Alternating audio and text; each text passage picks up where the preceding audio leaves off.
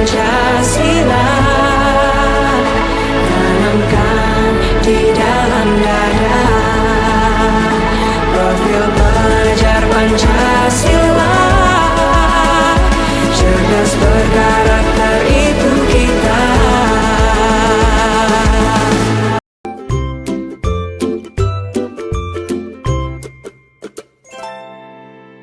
Skenario kasus SMP seorang guru Pak Dudidam. Pak Dudidam, seorang guru SMP, ingin mengajarkan murid-muridnya materi tentang iklan.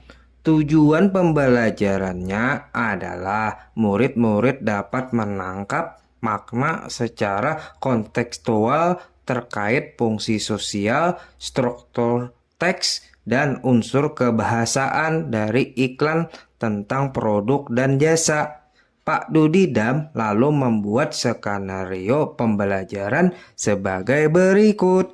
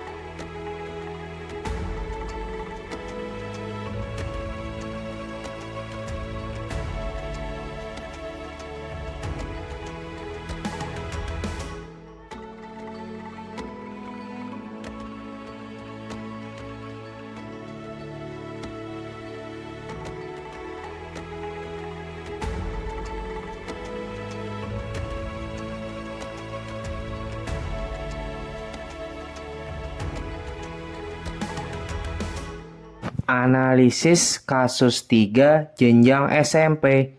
Pertanyaan-pertanyaan pemandu. 1.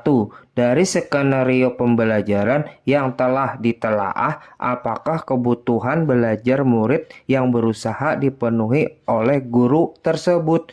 2. Bagaimana cara guru tersebut menentukan kebutuhan belajar muridnya? 3. Strategi pembelajaran berdiferensiasi apa yang digunakan?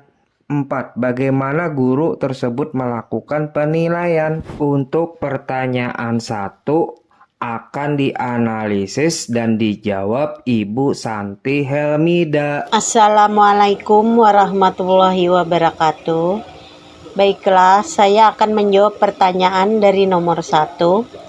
Dari skenario pembelajaran yang telah ditelaah, apakah kebutuhan belajar murid yang berusaha dipenuhi oleh guru tersebut?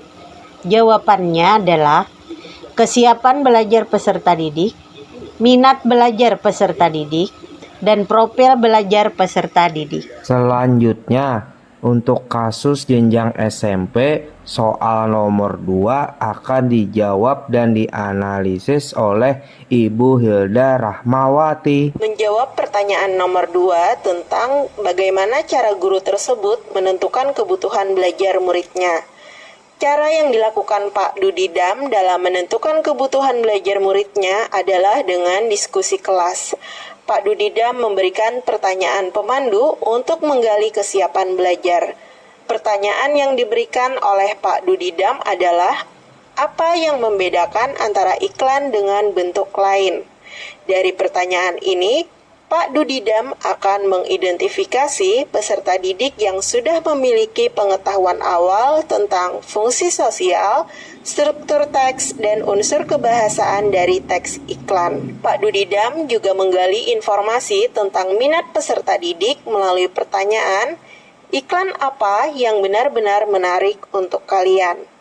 Dari jawaban peserta didik, guru bisa melihat hal-hal apa yang cenderung mereka sukai. Selain itu, Pak Dudidam juga menggali profil belajar peserta didik melalui pertanyaan, apakah dibutuhkan biaya untuk membuat sebuah iklan? Jenis pekerjaan apa yang tersedia dalam periklanan? Melalui pertanyaan itu, bisa dilihat peserta didik yang memiliki kebiasaan membaca, terutama surat kabar, karena biaya iklan biasanya dicantumkan di surat kabar. Dan dari surat kabar juga banyak ditemukan informasi-informasi lowongan pekerjaan. Dari hasil asesmen tersebut akan digunakan untuk menentukan strategi diferensiasi yang akan digunakan. Baiklah, untuk pertanyaan ketiga akan dicoba dijawab oleh Bapak Sony Setiawan. 3. Strategi pembelajaran berdiferensiasi apa yang digunakan? A. Diferensiasi konten, materi atau input yang dipelajari tentang iklan, membedakan tentang bahan belajar, iklan, barang, jasa, acara, dan kontekstual terkait fungsi sosial, struktur teks, dan unsur kebahasaan dari iklan. Pak Dudidam menggunakan daftar iklan yang ditulis masing-masing kelompok sebagai contoh dan membagikan kertas grafik T-chart untuk memiliki kelebihan dan kekurangan untuk jenis iklan tertentu. B. Diferensiasi proses. Dalam skenario, Pak Dudidam mengembangkan kegiatan bervariasi tidak membosankan untuk mengakomodir gaya belajar murid yang beragam. Diskusi seluruh kelas, kerja individu, pasangan, kelompok kecil, menetapkan skenario tugas yang berjenjang sesuai dengan pengetahuan dan pemahaman konsep murid-muridnya. C. Diferensiasi produk.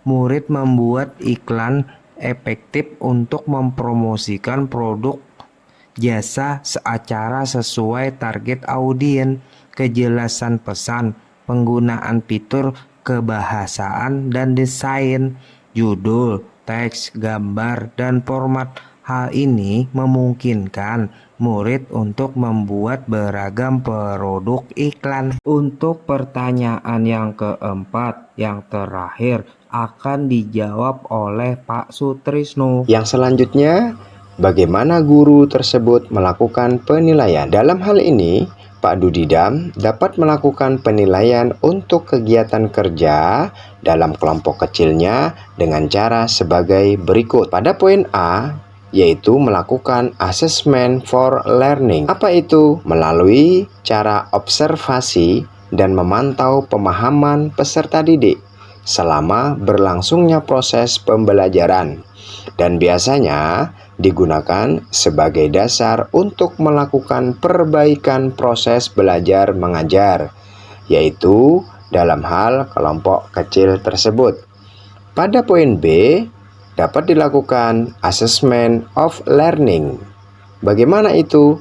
Penilaian yang dilakukan setelah proses pembelajaran selesai, yaitu membuat iklan sesuai kemampuan peserta didik itu sendiri. Kemudian pada poin C, dapat dilakukan assessment as learning. Apa itu? Penilaian sebagai proses belajar dan melibatkan murid-murid secara aktif dalam kegiatan penilaian tersebut, dan bisa berfungsi sebagai penilaian formatif, yaitu diskusi kelas untuk memperjelas materi yang sedang dibahas. Demikianlah hasil kolaborasi presentasi dari kelompok bertiga. Kami harapkan dari kelompok 1 dan 2 memberikan tanggapan atau pertanyaan maupun saran sebagai dukungan untuk memotivasi kami dari kelompok bertiga. Terima kasih dan salam bahagia. Profil pelajar Pancasila tanamkan di dalam dada. Profil pelajar Pancasila cerdas berkarakter itu kita.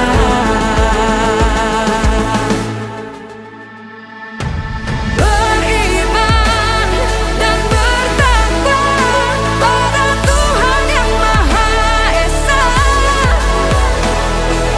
Berakhlak mulia, berkebinekaan global kita.